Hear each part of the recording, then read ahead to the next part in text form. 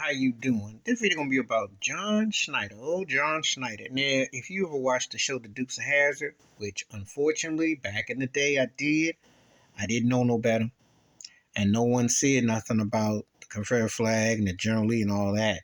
And imagine back in the day you watching two white boys who were doing what they want, white privilege, bootlegging with their uncle, and flirting with their cousin, and just down south and just having any old poor white trash good old time. And then you get older, and then you see that they still justify that mess because it did get taken off. They lost the war. They lost the whole thing. Remember, I was a young boy at the time. We didn't know nothing. We grew up in the neighborhood. No one talked about it. I had buddies who loved that car. Thought that car was the truth. No one said nothing because they said, oh, it was an innocent TV show. Boss Hogg, he was a hustler. Okay. Roscoe. Crazy cool. Remember Ben Jones, he went up and became a Republican candidate. And Tom Wopat was a country singer. And of course, Daisy Duke, Catherine Bach, she did some acting, et cetera, et cetera. And somebody else I know, somebody else in there who want to play Enos, he's still around, still looks the same, he's still doing something. But anyway, the point is, John Schneider is pimping some new movie called To Die For, where he's still trying to identify the American flag and dignify white male privilege. And somehow it came up to one of my links because I was tripping when I saw it. And I said, look, you haven't learned nothing yet. Yeah, I went directly to his page on YouTube, went to his thing and said what I said. You ain't learned nothing from Dukes of Hazzard, and you're still whitewashing everything.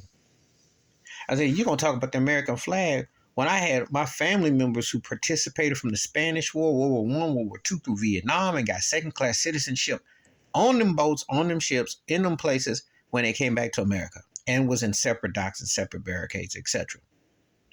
And you're not going to ever talk about that. They're still just now acknowledging black soldiers, military from World War II. They have never really tapped into Vietnam and the ramifications and the psychology of that, and also how segregated the barracks and everything was. So I got relatives who got stories from all that, dealing with Jim Crow-ism, his father, his grandfather, and his son in all shoots. So when you come up talking about you're still trying to dictate and push something, what are you pushing?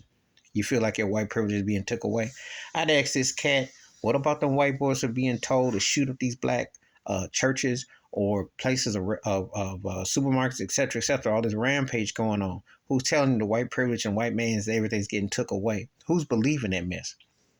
So, you want to be some little country boy hick and wants to come out and spread with the Confederate flag and all this stuff. Well, all the flags are one and the same when you're black to me, because there's been no justice with none of them.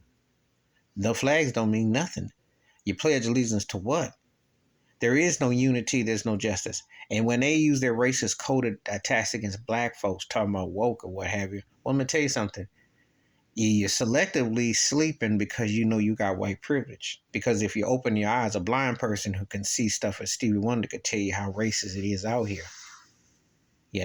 But this is the game that gets played, never identifying the realities. And then you lost the Confederacy, so get that out of here. And the American flag, what does it mean when you still have the 13th Amendment where slavery is still legalized and it's still on the books? So who are you kidding? You still have Jim Crow-ism, institutionalized systematic racism. So before you come out here and crack me up because they see a few black folks making some money who work on them Hollywood plantations, some sports plantations, till you owning stuff, until you have to worry about somebody that takes in control of your situation and can dictate and tell you what to do, what are you crying about? Black folks have never had that power and never will. Not in America, not with 3Ks, not with the situation. Because wonder if the shoes were reversed and the shoes was flipped.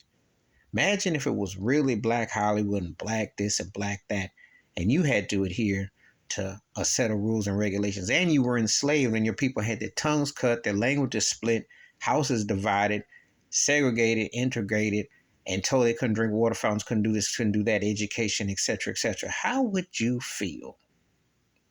Let's see what your movie would be like if you told the truth about America instead of the whitewash, white privilege, half-covered glass that you operate out of. That's my thoughts and takes about those racist trash John Schneider's To Die For a film and his reasoning. Please hit like, subscribe, welcome thoughts and comments, and I do respond. Thank you. Wash your hands, keep your mind clear, watch out for another, and I'm out.